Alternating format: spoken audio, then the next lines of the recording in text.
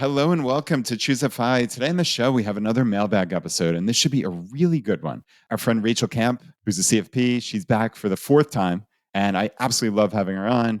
These are just the best episodes because we're able to dive really deep into the nuance, but also take a step back at the 30,000 foot view and say, okay, how does this apply to FI? How should you really be thinking about this, both from that nuance perspective, but from maybe the larger, more holistic picture? And I think that kind of nuance just absolutely helps us all on our path to FI. This is going to be a really good one. We've got a little bit about 4% rule and how taxes factor into that, debt first investing, Roth 401k with a current employer, investing for dividends, which is always like the third rail of investing, and maybe people who are a little overwhelmed when they're looking at this at first and saying, how do I get started? And we actually have two different perspectives on this. So yeah, this is going to be a really good one. And with that, welcome to Choose FI.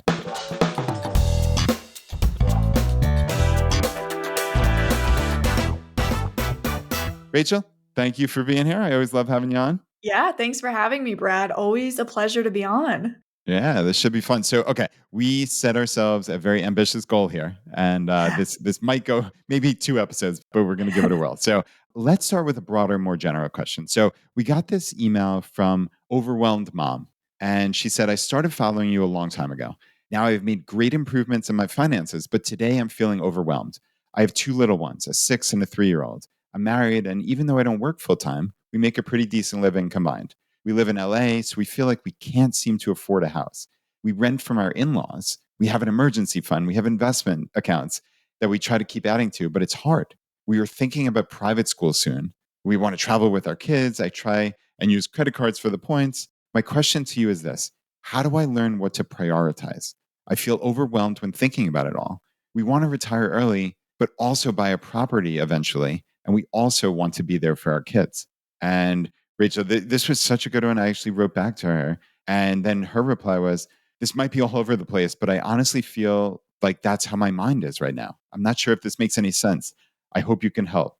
We actually opted out of the private school option as of right now. And as far as buying a house, because I had actually asked her specifically, I guess I want to leave something behind for my kids. I don't mind buying in a different state if need be. I just feel like I want to leave them something, and property seems like a great asset.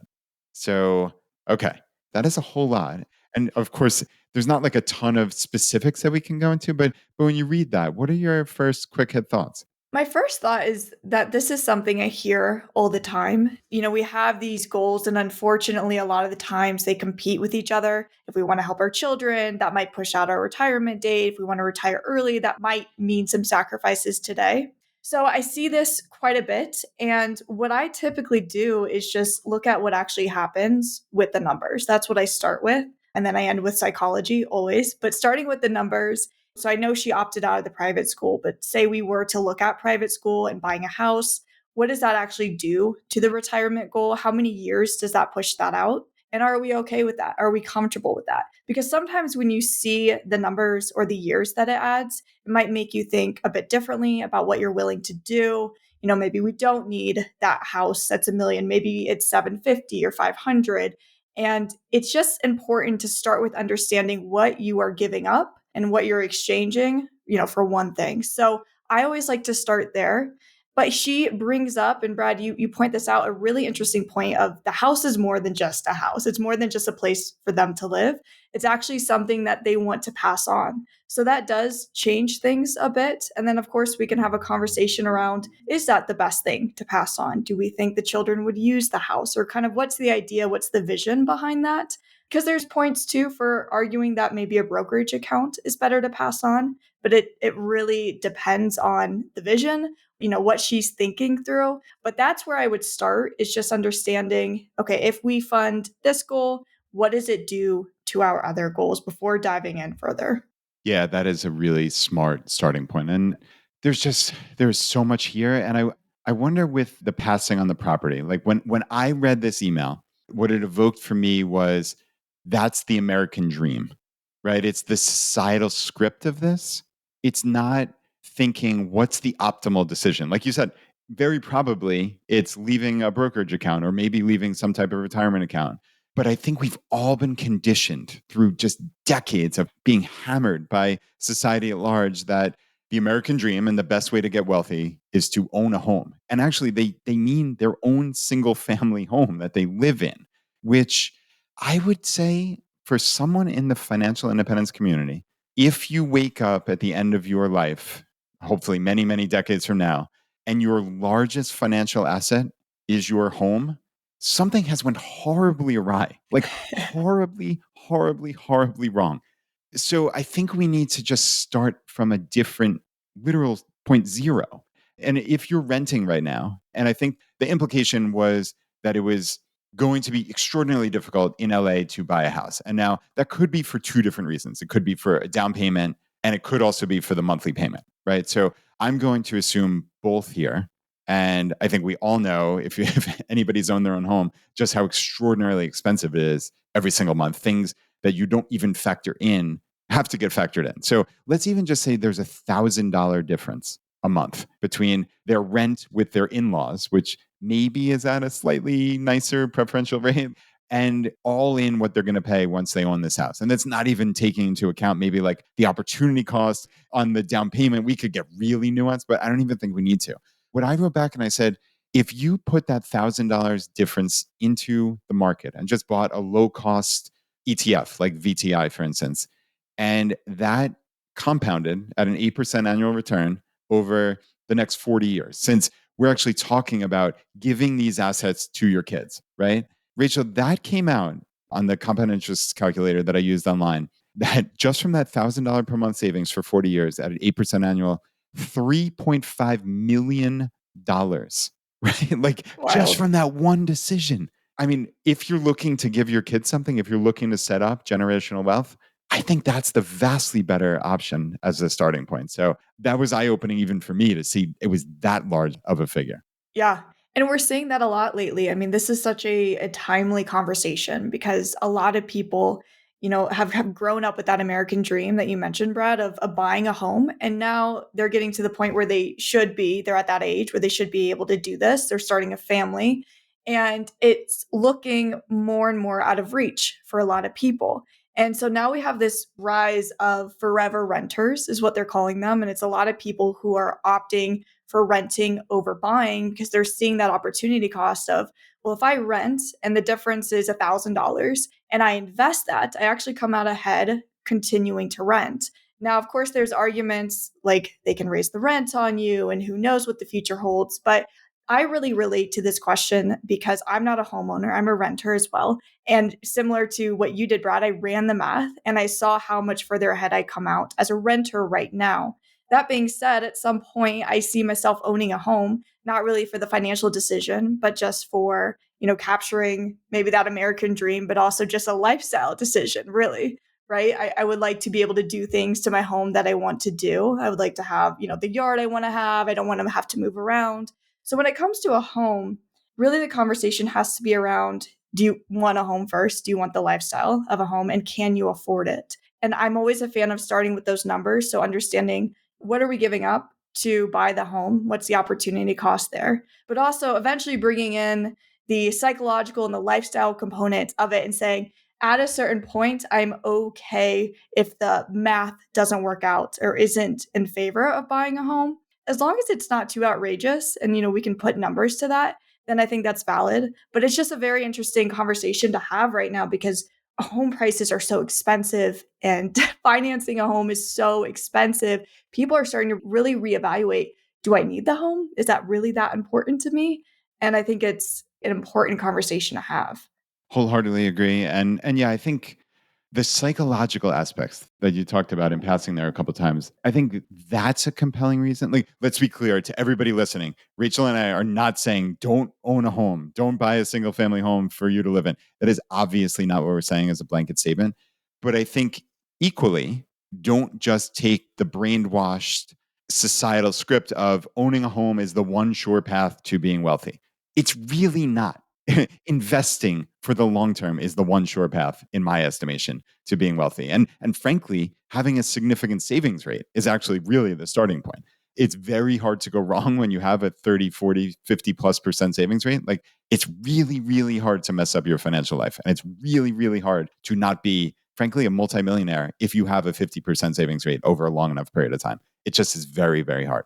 That said, the psychological aspects, if you have a family, if you want continuity for schools, let's say, or I know that's why we have owned a home for the last X number of years. I mean, my older daughter is now 16, which is absolutely crazy to me. And we've been in the same school district for 16 plus years. That was really important to us. And frankly, while I would have loved to have rented, I don't think that it would have been possible to have that continuity. We would have always been worried about getting ripped out from under us. So that's why we chose to buy a home. Now, in a very small sample size and in luck factors in, they have turned out to be decent investments. But I consider that luck more than anything. I don't think that's replicable in every 16-year period or even most 16-year periods, frankly. So looking back in hindsight and resulting, as Annie Duke would say, like the result of this decision was it worked out great as an investment, but that wasn't at the time why the decision was made. So yeah, I mean, I think that's kind of my thoughts on the home part. But I guess, Rachel, even just talking to Overwhelmed Mom here is they're doing really, really well. Like she Yeah. said, like we have a decent combined income. We live in LA. We have an emergency fund. We have investments. We are using travel rewards points. Like they're really rocking it. Yeah. That's the first thing we need to say is Yeah. congratulations on where you are already. Yeah, absolutely. And yeah, I'd love to hear you talk about that. And like I'm sure you have a lot of people who come into you who are not even close to that as a starting point. And like I think the larger message for me is it's really easy to beat yourself up. And keeping up with the Joneses in the FI community has become an equally negative thing as keeping up with the McMansion and Mercedes Joneses, right? Yeah, perspective is always really important here because, if you're like me, I tend to compare upward, not that I'm saying that you should compare downward, but it is important sometimes to look at what are most people doing? What's the average? And unfortunately, the average, retirement savings and cash on hand are really, really low. So it is important to be appreciative of your past self and that person who got you to this point because you really did have to step aside, stop trying to keep up with the Joneses at a certain point and prioritize your future self. And so I think we lose sight of that a lot in the FI community because we're comparing ourselves to other people who are really zoned in on this just particular topic. So, first and foremost, for the overwhelmed mom, is just that she's doing really well. And I know maybe that doesn't take off all of the overwhelm. And at a certain point, we have to start looking at the goals and prioritizing them to a point. But just understanding that you are doing well, you've set yourself up and your kids up with a really good foundation. And no matter what you decide to do, whether it is the home route or it's the investing route, if it's to maximize, passing on wealth, then yeah, maybe we need to look more at the investing and looking at what a brokerage account could do for you. But if there's some other psychological component of it there, then I don't think you need to worry too much. It's just about understanding what's important to you and to your family, running the numbers to make sure it's not too out of balance, and then making the decision from that point.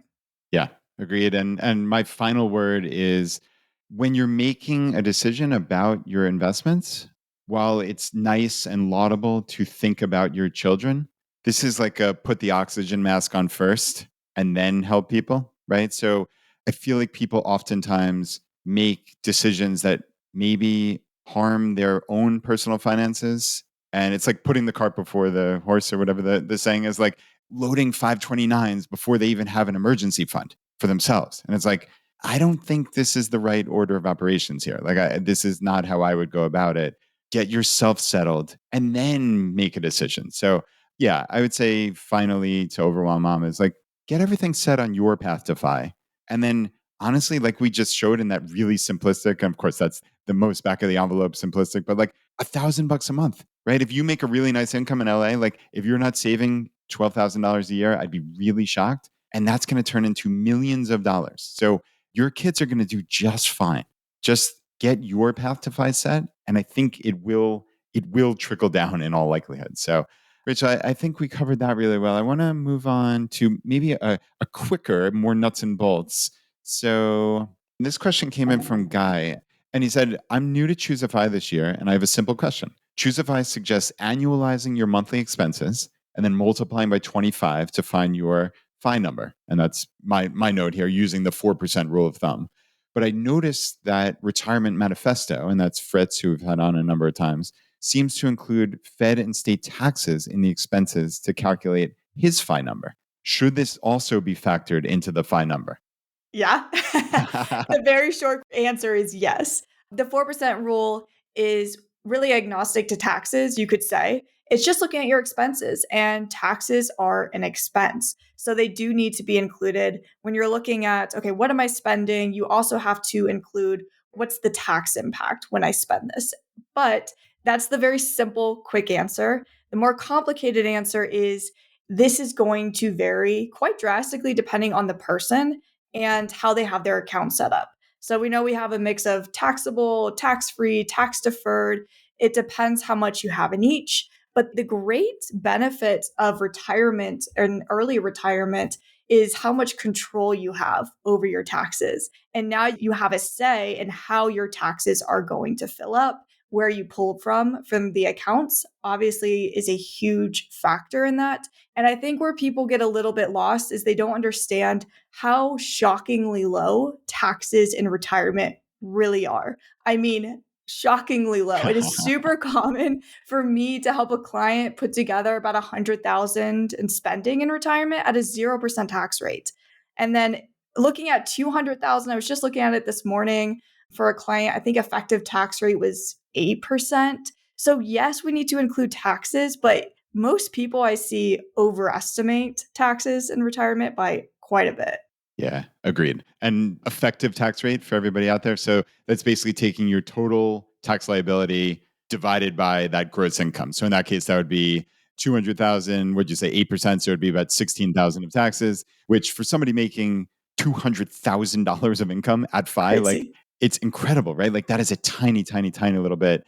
And what's interesting, Rachel, so just 2 weeks ago, we came out with an episode with Cody Garrett. So it's episode 503, and it's a deep dive into the Roth IRA conversion ladder. And this was a really, really good one. And we also had an episode a couple months back with Sean Mullaney, which was episode 475, and it was how to access your retirement accounts before 59 and a half. And both of those episodes, and especially the most recent one with Cody, really dives into this nuance of, yes, like you said, it's obvious. The answer is yes, but dot, dot, dot. I think that's right. Like that's how you'd approach this. Yes, clearly, but it's going to be so much smaller than you expect. And the reason why, to a large degree, is once you get to FI, I think most people are going to be shocked at how little they're actually spending. Because most people, I think a lot of people, let's say, are going to have their home paid off at that point, maybe. So their living expenses are going to be minimal, or who knows, maybe they're traveling the world and it's super frugal. But realistically, if you have no car payment and no mortgage, your life is going to cost virtually nothing. And no savings. Right. Yes, that is exactly. Rachel, you are speaking to my soul here. This is something from the very, almost the first episode of Choose a Vi.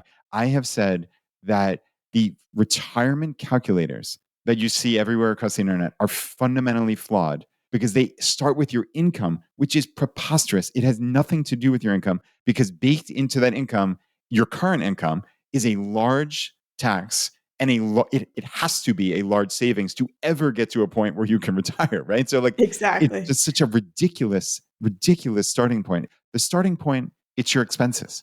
It's what are your annual expenses. So listen, like you said, you saw somebody with 100K of income.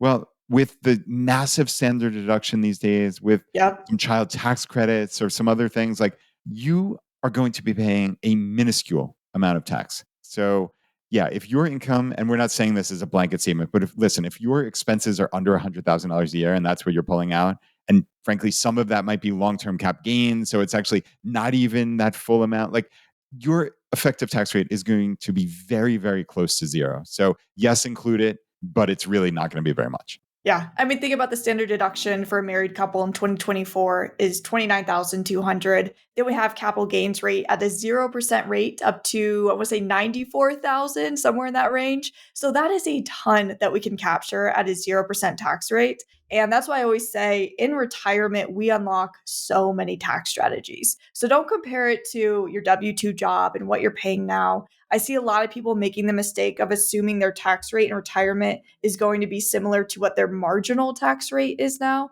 So if you're in like the 24, 32% bracket, and that's the number you are assuming for retirement, you are way off and way overestimating taxes. Yeah, not even close. Like not even Yeah, in the same at ballpark. all. It has nothing to do with your marginal tax bracket at that point. So yeah, and that again is one of the beauties of the FI community, right? And why I always say like you control what you can control, and that's why we in the FI community talk about putting into tax deferred accounts like the 401k, traditional IRA, and we are not the cult of Roth here. Not that there's anything wrong with Roth, but we're not the cult of Roth as like the blanket answer. I think again it goes back to the homeownership. It's like yeah, okay, this is the general wisdom, but man, we can be so much smarter. So, like, Yeah. if you can put it in and get the tax deduction, never pay tax on it, and then pull it out with some advanced FI strategies that are really actually accessible. It's not like these are arcane insanities. Like, they're really accessible and pay virtually zero tax. Like, that is winning at life. Hard stop, end of story, right? Yeah. I mean, that's what I always preach is focus on what you can control, and tax, we actually have some control over that. So set yourself up for maximum control in retirement. That's having that mix of different account types with the taxable, the tax deferred. And then when you get into retirement, yeah, we can really start building up that tax free or that Roth bucket. There's so many strategic things that you can do here. And once you learn them, are pretty easy to follow through on, in my opinion.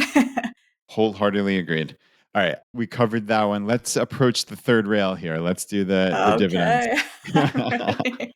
So Melissa actually wrote in and said, I haven't run the numbers, but the following retirement income strategy seems to make sense. A family member who used to work on Wall Street has retired, and rather than withdraw 4% of his savings each year, he has curated a portfolio that pays 4% dividends and lives on that. He rarely has to withdraw his principal, if ever. The principal doesn't grow much, but if he doesn't have to draw down on the principal, will it last longer than the usual FI strategy of 4% withdrawal from funds like VTSCX or VTI, et cetera? I wonder if this is disadvantaged, the 4% withdrawal from an index fund by inflation, which is that's a separate issue, Rachel, but we'll earmark that. Seems like a reasonable option. Would love your thoughts. Yeah, I told Brad I've been gearing up for just this question today. Um, Highlight of the day here. yes, because dividend investors are great marketers. I put them up there with Apple and Nike. If there's one thing dividends do really well, it's marketing. But I think maybe we start with just understanding what a dividend is, and maybe more importantly, what a dividend is not. So when you have a company, they really have a decision as they start bringing in profits, right? So do we distribute some of these profits in the form of cash or as a dividend to our shareholders? Because remember, at the end of the day, we are owners of these companies. So we are entitled to a portion of the profits of the company. So there's different ways that we get these profits. And one of them is dividends. The other one is appreciation or your share price actually increasing. So when a company is making this decision, really the question that they have is, should we distribute these earnings to shareholders or should we keep them and reinvest them into the company? So Buffett famously does not issue dividends from Berkshire Hathaway. He did it one time, I think. And he says it's because I believe this cash, these earnings in our hands will return you more than if we were to distribute it in cash to you. So that's the decision that the company has. And often these large, stable, huge companies actually make the decision to distribute it to you in cash in the form of dividends because a lot of that growth period has passed and now it's a lot slower growth going forward. So that's the decision that the company has to make. Now, the common misconception that I see with dividends, and I'm sure you see this too, Brad, is treating them essentially like free money or guaranteed returns. And so I want to talk about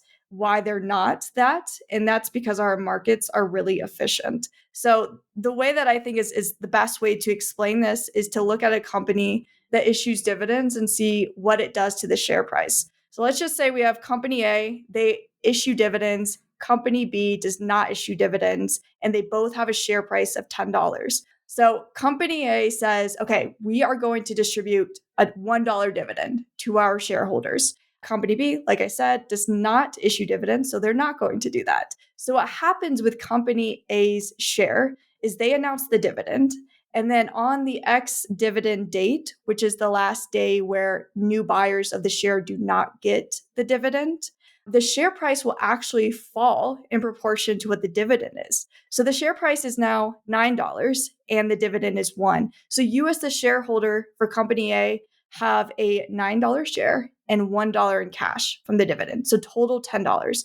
Company B, you have 1 share for $10. So you have the same whether they issued the dividend or not. It's not like company A, it's a $10 share and $1 on top of that. And I think that's where a lot of people get confused.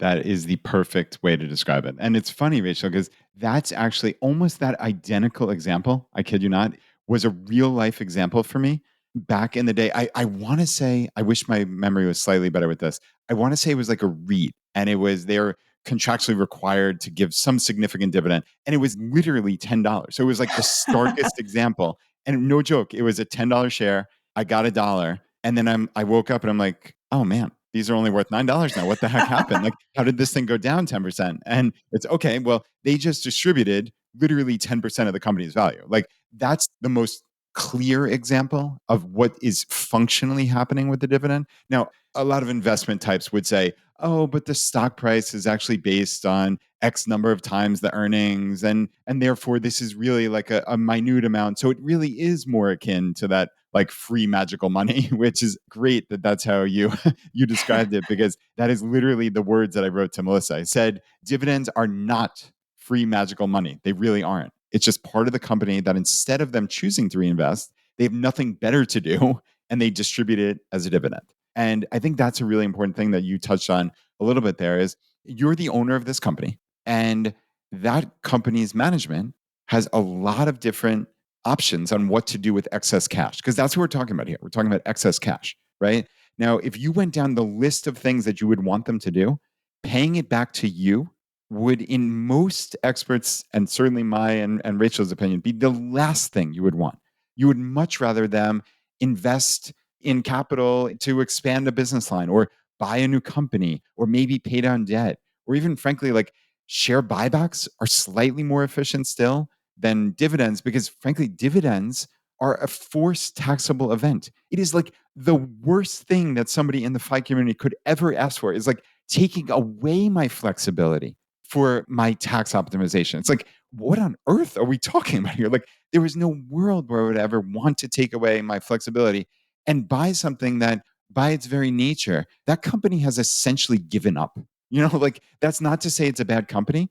Usually, these are older companies that are operating and they have a stable dividend, and that's great. But they've given up on growing.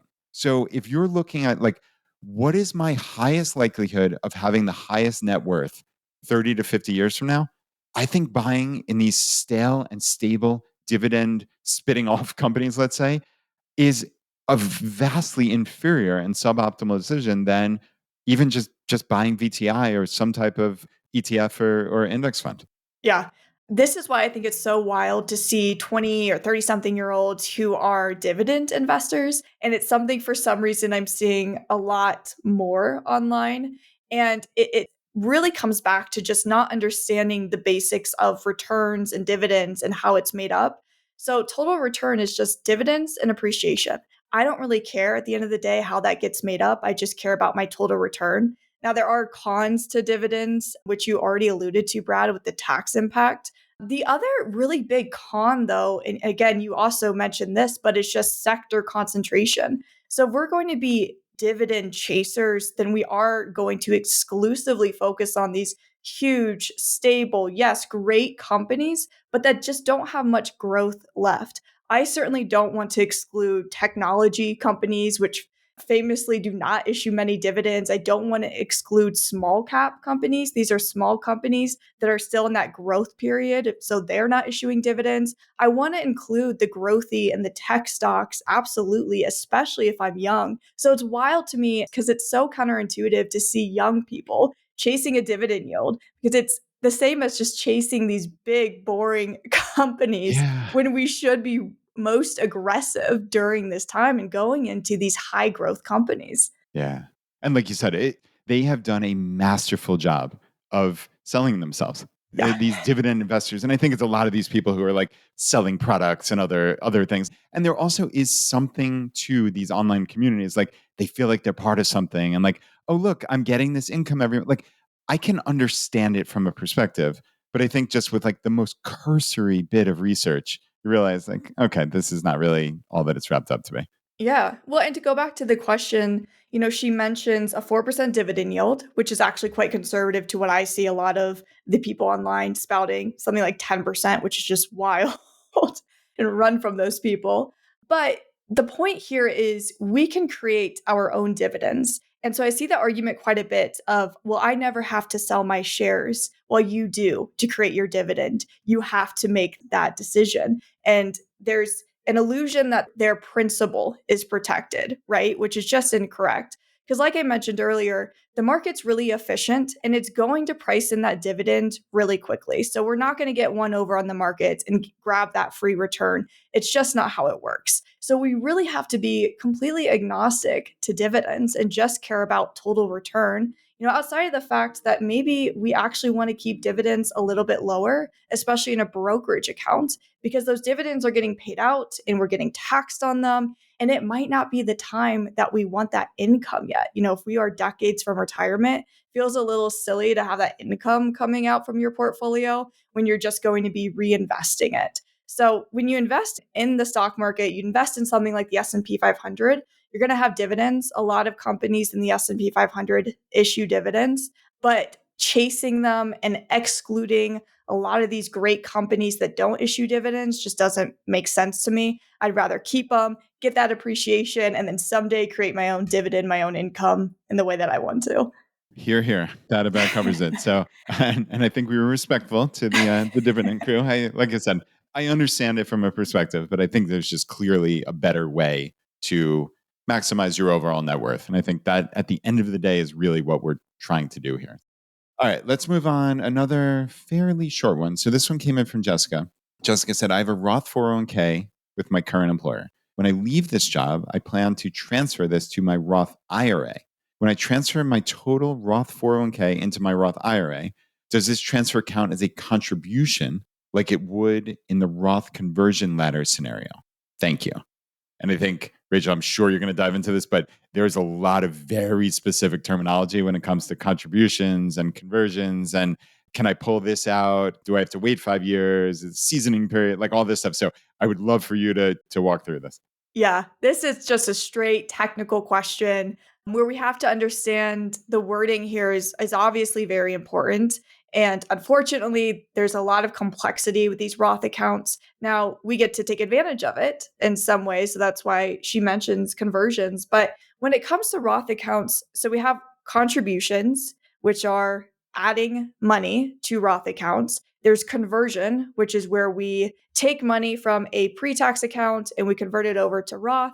And then there's rollover, which is not a taxable event. It's not a conversion and it's not a contribution. This is when we're simply just consolidating our 401ks into IRAs. So we're taking that Roth 401k, we're transferring it over to the Roth IRA. So it's not classified as a conversion, it's not classified as a contribution. It's just simply a rollover, getting that account out of the Roth 401k and getting it into the Roth IRA. But one important point here, because she mentions the conversion ladder, and we do have to talk about the 5-year rule, I think, briefly with this one, because the way that it works, and a lot of people have questions around this, is when you take that Roth 401k, and let's say for the first time you're opening up a Roth IRA, but you've had your Roth 401k for a while, people get a little concerned like, is the 5-year period, do I have to start over when I transfer it to the Roth IRA? And the way that it works is the Roth 401k basically inherits the timing of the Roth IRA. So if that Roth IRA is brand new, it does reset the clock. We have to wait 5 years, which is unfortunate. But if you have that Roth IRA already open, say you've had it open for 10 years, you transfer that Roth 401k over, you're good to go. There's no 5-year period because it inherits that 10 years that's already there. Huh. That is very, very good to know. I would not have would not have realized that. So that's huge. So right, and just to catch everybody up, and like I said, we dove really deep into this on episode 503 with Cody Garrett. So just go back a couple weeks in the podcast feed, and we talk about a decent bit of this certainly. So Rachel, with a regular Roth IRA contribution, so let's say you put in, just for argument's sake, you're not even maxing, you're putting $4,000 a year in. At any point, you can pull those contributions to the Roth IRA out tax and penalty free, right? So Yes. that is just like a hard and fast rule. Now, when you make the Roth conversion, so basically you had a traditional IRA, you say, I'm going to convert this to Roth. That's a taxable event. So let's say you move $20,000. So $20,000 goes on your tax return as ordinary income. Now, $20,000 then gets put into your Roth IRA at that point. Now, that's where there's the 5-year rule, right? Yes, for the penalty. So yeah, the conversion is taxed. So if you were to take out that amount that was converted, you're not going to pay tax on it again. But now we are still subject to that 10% penalty if we haven't met the 5-year rule. So I think this is where a lot of people get confused. They put money into their Roth and now they think, oh, well, it's locked up for 5 years. I can't touch it. But Brad, you mentioned this, the contributions we can always access tax and penalty free. So for most people, this is never a problem because worst case scenario, we can access those contributions and those contributions come out first. So we don't have to worry about that. So it's the contributions, it's the conversions where we get that penalty if it's within 5 years, and then the earnings, we get tax and penalty if it's under 5 years. Yes. Okay. That is hugely helpful. And then the Roth 401k is still like an enigma because it's the newest of all of these accounts. So a lot of people, myself certainly included, I've never had a Roth 401k, so I'm not in on the precise details. Is there something comparable where the contributions to that can come out tax and penalty free at any point if it's still either within the Roth 401k or then gets rolled into a Roth IRA? Yeah. The Roth 401k, even for myself, is a bit tricky at times because it's new and they're constantly changing the rules on it. Yeah. So I have to try to keep up with that because at one point there's RMDs and I believe they took that requirement away. So that's complex as well. But with the Roth 401k, my understanding is the withdrawals from the Roth 401k are prorated. So there's a percentage of contributions and the percentage of earnings that come out. Whereas the Roth IRA, it comes out in a specific order. It goes contributions, conversions, then earnings. So I rarely see it because we never really keep money in the Roth 401k if we're going to start pulling it out. But that is my understanding of how it were to work if you kept money in the Roth 401k. Okay. That is very helpful. And of course, as always, the caveat to all of this podcast, this is not financial advice for you. While Rachel's a CFP, I'm a CPA, I guess nominally, this is not professional advice. Let's be clear. And some of this, like Rachel, if I asked you that question in your practice, you would go and do, knowing you, 2 hours of research and get dot every I and cross every T. This is off the top of your head. But yeah, we feel pretty confident that that's accurate. But like you said, most importantly, it actually does seem to change with this Roth 401k, which is Constantly. why it's so frustrating. So we're not trying to paint a picture. Don't put money in a Roth 401k at all. It's a really cool new feature, but it is just so new that it's still kind of in flux. I was going to add one fun little wrinkle because I see people get this wrong a lot. But when we talk about a backdoor Roth IRA, a lot of people get confused and think that conversion is subject to the 5-year rule. It's actually not. When you do the backdoor Roth process, you can actually take those out right away. There is no 5-year rule with the backdoor Roth, which is a fun wrinkle there. The backdoor Roth is the craziest thing in the world that Yeah. exists to me. And I so almost like out of protest, I refuse to even learn about it because like I don't think it should exist. So Yeah. I mean, it's a loophole. Yeah. it's a total crazy, bizarro loophole. I think, yeah, if any loophole is going to get closed, that's going to get closed eventually, I think. But neither here nor there. Not prognosticating about future policy, needless to say. So, okay, let's move on to Robert's question. This is a long one, but it's a good one. Robert said, I have a situation that's a bit different from most of the people that you have on your 5 podcasts. I'm 56 and I have substantial assets, but also substantial debt. Many of your guests talk about reaching zero and then shooting for a 50% savings rate and things like that. How about someone who has a $400,000 net worth, $200,000 equity in a home, but also a $300,000 mortgage, close to 100K in investments, but also 150K in debt. Where should I be concentrating my finances for now? I have close to a 1 month emergency fund, but I've actually had to use it for an emergency. So I'm trying to refill it now. Is the best place to concentrate on paying off debt or to continue to invest? I do generate close to about $2,000 per month in cash flow from my investments, but I do not fund my SEP. And he said, I'm self employed. I've read a lot of Dave Ramsey and his baby steps to pay off all debt, then invest. But I've also read a lot of Kiyosaki and his ideas to concentrate on buying cash flow producing assets. And actually, this was so interesting that I followed back up with Robert and basically asked about that $150,000 in debt because that was somewhat nebulous. So he said, yes, about 50,000 of it is credit card debt, all at 0%. Interestingly, I do balance transfers to pay no interest while working on paying it off. Now that's, I don't know, Rachel, that we'll talk about like how long you can continue to do that, but that's a really interesting way. And then he said the rest is a timeshare condo and some solar panels for the house and 2 cars. So I guess those 4 items, I suppose, add to about 100,000. And he said, along those same lines, I'm taking your advice and canceling my whole life insurance policy and getting a term policy, but I've got almost $35,000 in cash value for the whole life. Should I continue to treat that as retirement money and put it back into other investments or take the opportunity to pay off some debt? So that adds a little bit of flavor that I actually did not cue you up for, Rachel, but I think that's pretty helpful. Yeah, that's really helpful because it really depends when we're looking at the variables here and we're comparing paying down debt versus investing, because I think that's the core question here. We have to compare the interest rate on that debt versus a potential rate of return on the investment. That's really the key in all of this. Now, there's a psychological component to it, of course, which we can get to. But on that credit card debt, now it is 0%.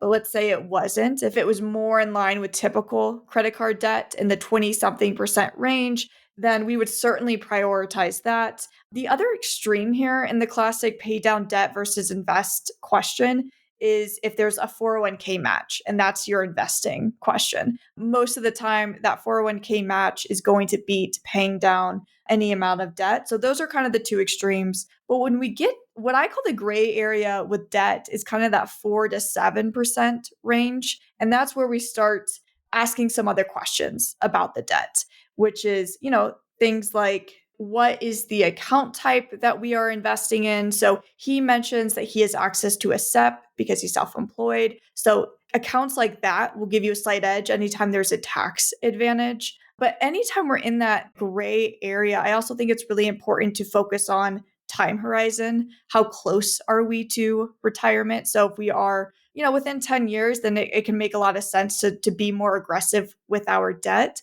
If we are far from retirement, if we're in our 20s, we're just starting off, then I think aggressively paying down that low interest or even middle interest debt doesn't make a lot of sense when there's opportunity cost with the investing.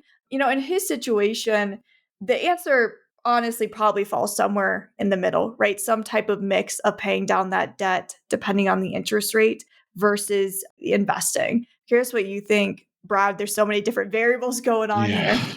Yeah, there's a lot going on here. And even that additional flavor of, hey, this is cars and solar panels and timeshare. While there's nothing especially actionable, I think it's more maybe prioritization. I think maybe that's like what we're talking about here generally. Like I know my parents, for instance, bought a timeshare, like a very expensive one in New York City. And we eventually, by the grace of whomever, were able to give that away for $0. And that was like the best win we could have ever imagined. So timeshares are really tough. I think like buying solar panels like sound like a great thing and they can be a pretty good return. I've installed solar panels about 5 years ago and they've gotten me maybe a 7 or 8% return, which I'm pretty happy with. But I don't think that was a slam dunk by any means. Maybe like the overall prioritization now of, okay, in Robert's case, we bought this stuff. We have the 2 car payments. Let's concentrate on maybe getting some of this paid off because, like you said, and maybe in a little different situation. Like I'm 56 and it sounds like he earns some decent income, but he's got $150,000 in debt. And like, it's not a slam dunk that he's going to be able to continue doing that 0% interest shell game with the credit card debt. So while I think it's absolutely brilliant what he's done, I mean, truly brilliant to do that, like if that's a tool available to you, and that's only going to be available in all likelihood to people with significant credit ratings because they're not just handing out 0% interest to anybody off the street with a 560 credit rating, right? So if you can do that, obviously that vastly beats the paying 20, 30% on a credit card.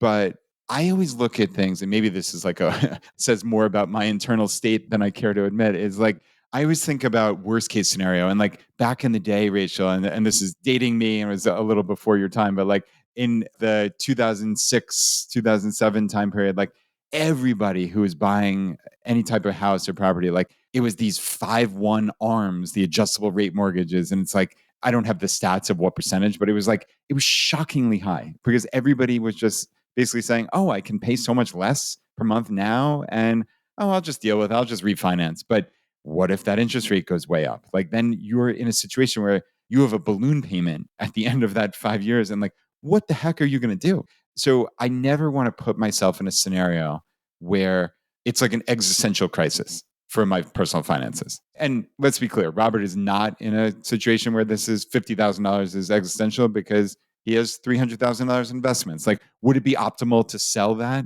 at a moment's notice and not do the planning on how to optimize taxes and stuff?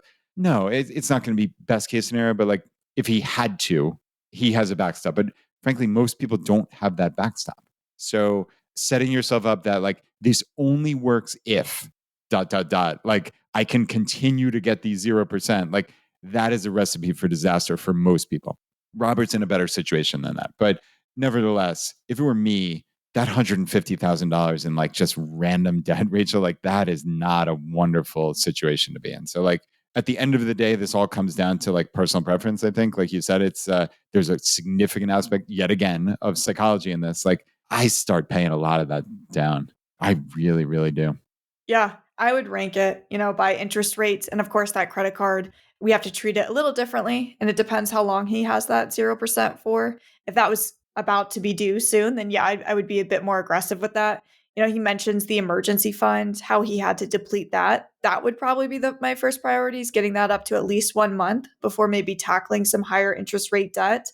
But I would do the same thing. I would take that debt, I would rank it by interest rate, compare it to the potential return of investing.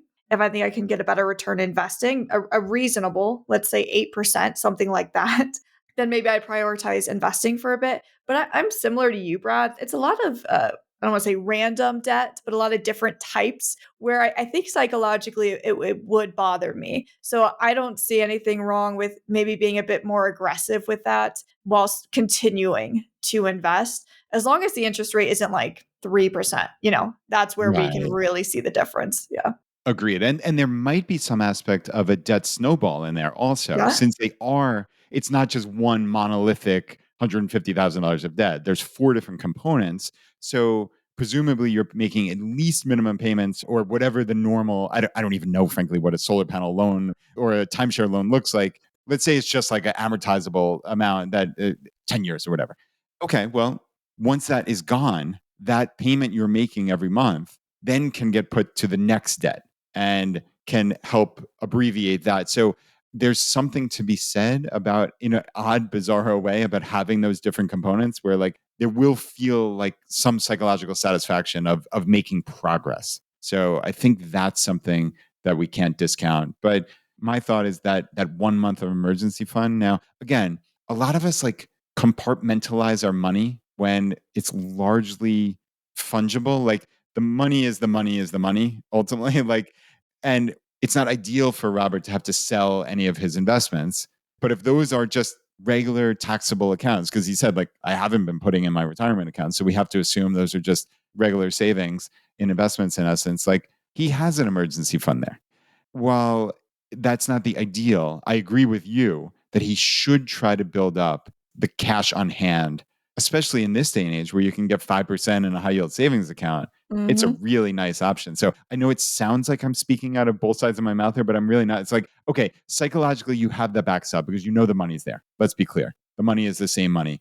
But there is something to having that liquid cash that's available so that when that life is lumpy kind of thing comes up, which may or may not be an actual emergency, it might just be life, you have the cash and you don't have to sell investments. Yeah.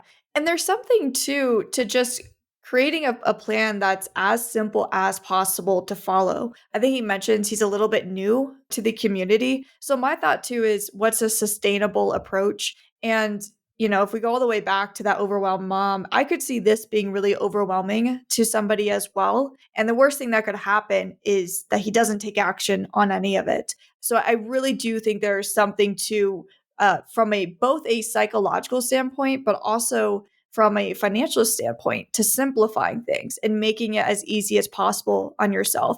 If all of a sudden you only have to think about a mortgage and investing, there's a good chance that's going to be a lot easier to keep up with than trying to keep track of all these different types of debt, staying on top of them. It's just a lot to juggle at one time. And so I do see an argument there for let's bring this down to the simplest possible structure just to make sure that I can keep up with my financial plan.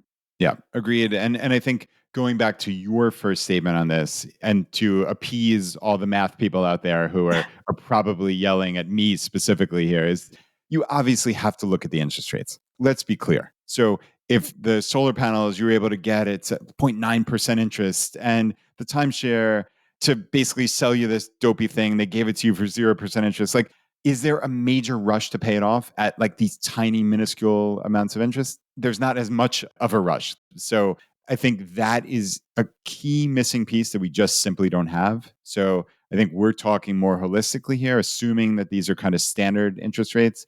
But this might be a situation in Robert's very particular case where he has these amazing interest rates. And that would obviously change the entire mindset behind this and how we would approach it. But nevertheless, Rich, I think we covered that in both the broad terms and also in Robert's specific case.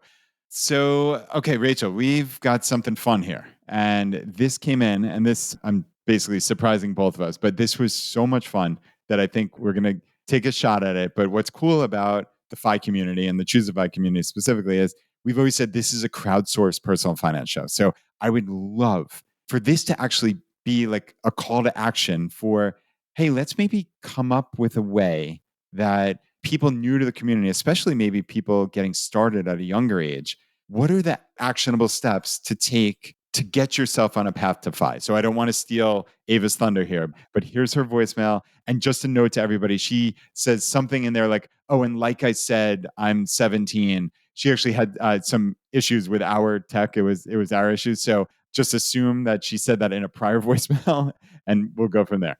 Hi, my name is Ava. I love the podcast. I've been binging it for the last couple months and I'm just obsessed with it.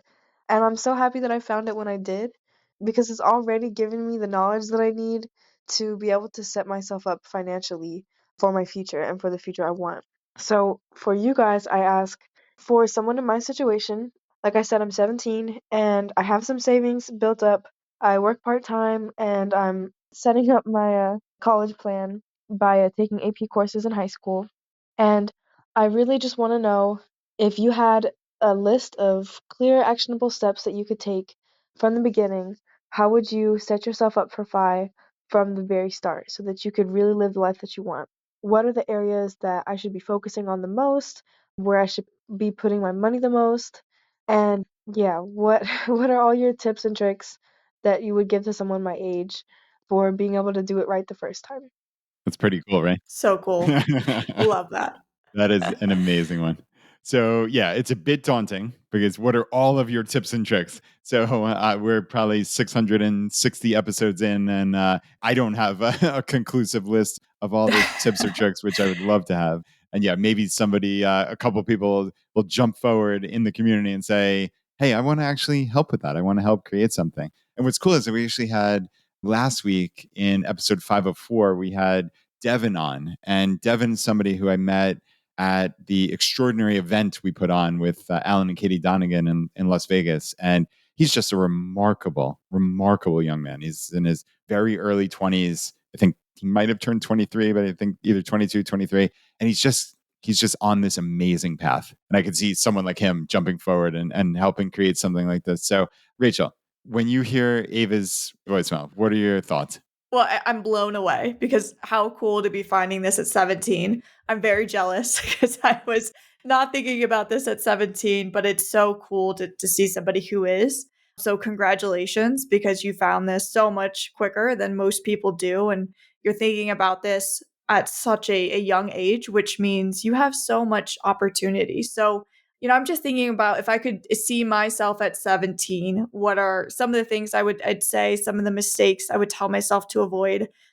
She really wants to get a jump start on things and she has some savings. So maybe we assume she's got that emergency fund built up, but I would just really, really focus on investing, as soon as you can, get those dollars working and leave them alone. She's working part-time, so I assume she's in a lower income year relative to where she's going to be for the rest of her career. So something like a Roth would be an amazing account to start because you're starting to build that tax-free wealth really quickly. Keep in mind that when we do something like a Roth, we are leaving it alone. That's for retirement. We're not touching that for a long time. But it seems like, she's completely aware of this and she just wants to get started as soon as possible. So it's so cool because everything that she invests at 17 is just going to work so, so hard for her. And it's so cool to see this happening. I love it. It is so, so cool. And yeah, what's wild is when you talk about a timeline of a life, right? In our earlier example, I said $1,000 a month for 40 years, which seems like an incredible time frame for a lot of us. Ava's 17. 40 years puts her at Crazy. 57, right? And it's not to say she can save $1,000 a month starting at 17, but in fairly short order, she'll be able to, Yeah. right? And I mean, that's $3.5 million after 40 years. And then just using the rule of 72, that's going to double 9 years later, right? So, Yeah. I mean, that's $7 million and then 14 million another 9 years. I mean, we're talking deca millionaires. She's going to be so wealthy. Right? I mean, seriously. So, my advice is similar to yours. It's a broader look, which is okay, you've found Fi before you've made any mistakes. Frankly, like most of us had made mistakes, or we've locked ourselves into an expensive lifestyle. And that is not to say that someone who's a late starter can't get started. Fi is for everybody. We have all made mistakes. Do not beat yourself up. This is for you. It explicitly is for you. But man, if we could all go back to 17 and having not made mistakes, right? So I think she's well on her way with college, which is she talked about AP courses. I know we've had the Millionaire Educator come on and talk about CLEP testing. And I think he talked about sophia.org and modern states. It was episode 238.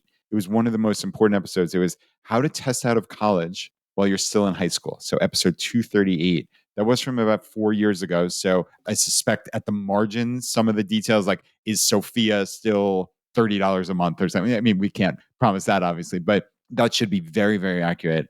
And then Brian Eufinger came on the show last year on episode 460. And Rachel, this was an episode that changed my life and frankly, the trajectory for my daughters, most likely, which was he talked about these merit aid scholarship grids that are now available and are put out by hundreds of schools, very specifically and broadly, like the state schools in the Southeast is where he sees the majority of them. But this is not like the old days when I went to college and like it was just like a total black box on merit aid scholarship. Now it's cut and dry. It's if you have this SAT score and that GPA, you get a full scholarship. If you have that minus 50 points or whatever, and a little bit like you get a half scholarship. It is clear as day. And I know for my older daughter who's going into 11th grade, like we went and looked at Mary Washington, which is a state school here in Virginia. It's a small little state school about an hour from us. It doesn't have the name recognition of UVA or William and Mary, of course, but we looked at the merit aid grid, and there's a really high probability with her SAT scores and GPA that she's going to get a full scholarship there. So it's like, okay, that's pretty darn cool, right? So Brian talked on that episode 460 about really studying for the SATs and the ACTs, not to like tell your friends that you did well or like the parents to feel proud that their kids got some silly score, like, but to actually just get tens of thousands of dollars of value, maybe $100,000 of value by just studying for a test that whether you like the test or not is irrelevant. These are the rules.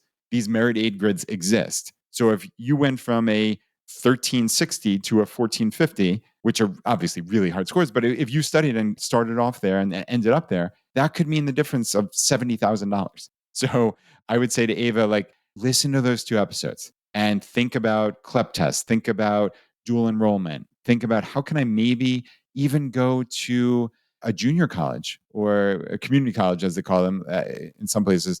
I know here in Virginia, and I know this exists in a couple of states where there is a guaranteed admissions program. So you can go to a community college for 2 years, get your associate's degree, and then you are guaranteed admission if you dot I's and cross T's, and you have, I think it's something like a 3.4 GPA at the community college, which is not in the scheme of things that hard.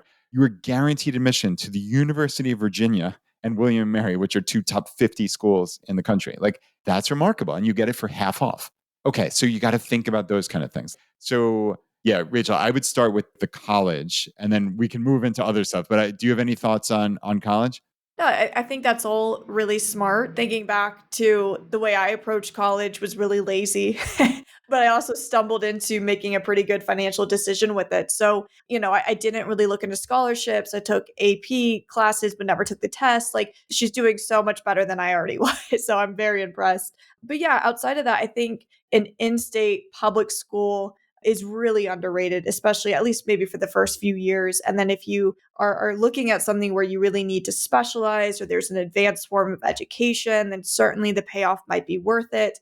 But I always say I stumbled into a really good financial decision by applying to one school, not thinking about it very much. It was in state, it was Indiana University, and it's a great business school. So Yeah, I transferred to remarkable. the business school. But and Mark Cuban has a much better story of how he ended up at IU. He ranked the top 10 business schools for undergrad, circled the cheapest one and went there, and he's doing great. So I completely agree, Brad. I think there's something making sure that this is really affordable. I mean, this could potentially be one of the most expensive purchases of your life. And fortunately for Ava, she's thinking about it where a lot of 17-year-olds are not. And just be sure to look into, every opportunity that you have with scholarships. That was a mistake I made where I really didn't look into it enough.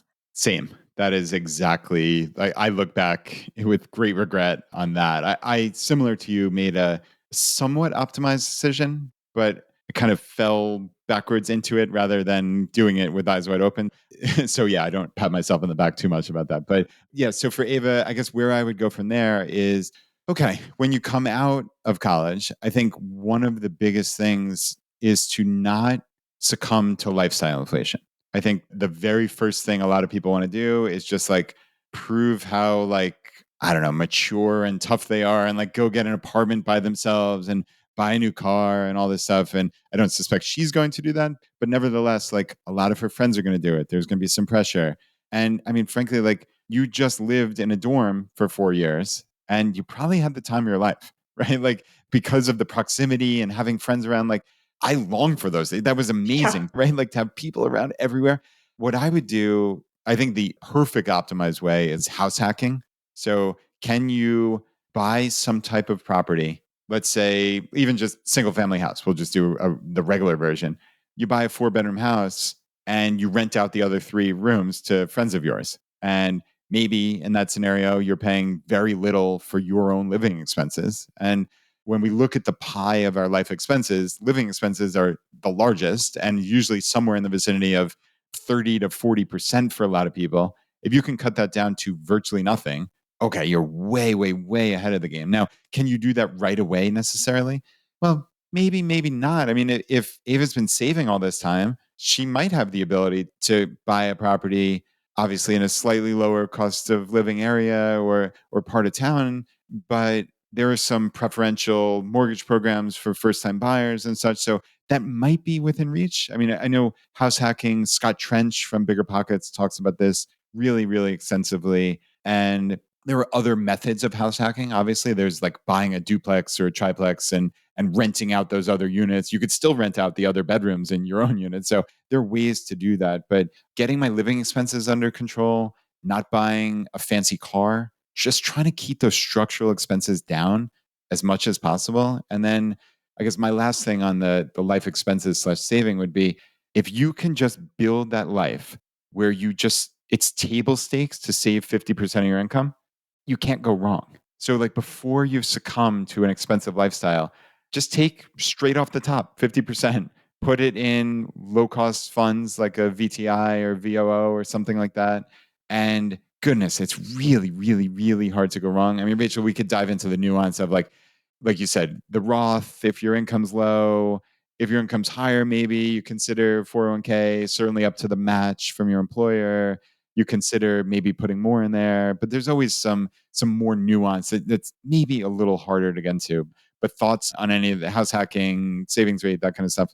Oh, my philosophy is the exact same as yours. It's just focus on those big expenses, the needle movers. So when I'm thinking about, okay, if you graduated college, we're not starting our first job. Yeah, focus on, housing, transportation, food. And, food can be a little bit difficult to control, but if you can get housing and transportation down, if you get those really below your means, you're going to do really well. And the great thing about being in your early 20s is you really don't need that much money to have fun, and most of your friends aren't going to have that much money. So I think it's a waste a lot of the times when I see somebody graduate college and they instantly want to get that nice car, they want a nice place, things like that. Those are just not the things I remember at all about my early 20s. I remember having a lot of fun with friends, and a lot of the things I did not cost any money.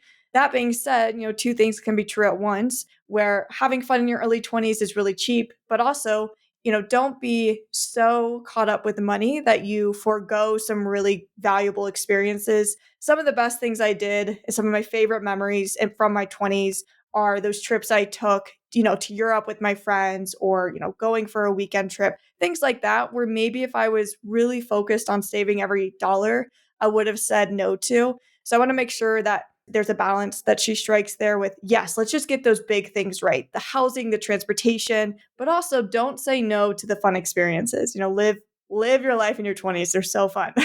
Heck yeah. That is so spot on. And I'm so glad you went there because, yeah, this goes back to Die with Zero, which we've talked about. And maybe I've talked about too much on the podcast over the last couple of years, but we did try to center that a little bit with episode 502. We had a question come in from Tanner about maybe going back to frugality a little bit more, which I totally, totally agreed with. But I think the concept from Die with Zero that I think is most consequential is that seasons of life thing. And like you're saying, like one of my best memories of my entire life was when I was 22 years old and I spent a month in Europe with my brother. And if I had worried about that costing a couple $1,000s, which I mean, it probably didn't even cost more than $3,000, like in the cosmic scheme of things. Like, but if I had been penny wise, pound foolish about that $3,000 and foregone that amazing trip that I'll remember forever, like it would just have been a calamity. And obviously, I never would have known, frankly, but on this timeline of my life, it would have been an absolute calamity. And yeah, it's very important to live your life. So do not wish away, Ava, or anybody on the path to buy, whenever you are, do not wish away these years. Please, please, please don't wish away these years. Just trying to get to a number on the screen. Like that is not a healthy balance. That is not what financial independence is all about. We are not the old school caricature BS, frankly, of the FIRE movement, which was like people eating rice and beans and being miserable until like, oh, ta-da, this number appears on a screen. Like that's a miserable life. Please don't do that. Please, please, please. So yeah, Rachel, I love that. Live your life. But I think it's also a mindset. Like you said, two things can be true at the same time. Like it can be true that you can save somewhere in the vicinity of 50%. And please don't be like die hard about 50%. It's an arbitrary number. But you can save some crazy percentage and you can also have a mindset of abundance at the exact same time. And you really should and you need to. That's what's fun, I think, about FI is like by imposing these little constraints on ourselves, which, the sidebar is the constraints are getting us wildly wealthy. So, how much of a constraint is it really? But by putting this constraint on, we're able to then maybe we have to think a little more creatively. We have to do things that like, it's not just the sleepwalking through life. Like if you put this constraint on and you only have 50% of your income, well, you can still live an amazing life. And maybe it's even more fun looking at it as this game. Like, okay, how can I have a boatload of fun, the same fun that everybody else is having, and still get wildly wealthy? Yeah, I completely agree with that point. That's why I really drive home the point of getting those large expenses down, focusing on like what actually is the difference in your happiness, your fulfillment. And I think that's where a lot of people go wrong because they chase the nice apartment, the nice car, the nice clothes, thinking, oh, well, I really want to live life right now. I really want to maximize life. And while maybe for a handful of people, they really do get that satisfaction from a nice car, things like that. I always have to give that disclaimer. For the vast majority of us, we don't. And, we're humans. We get used to things really quickly. So that nice car does not excite you in the same way every single day that it did on day one of purchasing it. But those memories you have from a trip, even if it's Europe and you're staying in hostels and you're sleeping overnight on trains, like what I did, that will stay with you. Not even if, especially Yeah, if. exactly. Well, that's the irony of it, right? Like if I had gotten a really nice hotel and stayed somewhere, I don't think the memories would be as great as, going in hostels, meeting a ton of people and just yeah, focusing on, better, more important experiences. So again, it comes back to that both things can be true. We can choose to buy our freedom back. That was the mindset shift that was really monumental to me in my 20s is realizing that with the my paycheck, I could take a portion of it and buy my freedom back. And I do that by investing it and taking care of myself. And also realizing that a lot of these things that other people are chasing, like they don't seem too happy with it and I don't need it, but I'm not going to give up those experiences, the trips, maybe the nights out with friends, things like that. And I truly believe you can have both when you're chasing financial independence. Here, here. Could not agree more. Rachel, this was a ton of fun.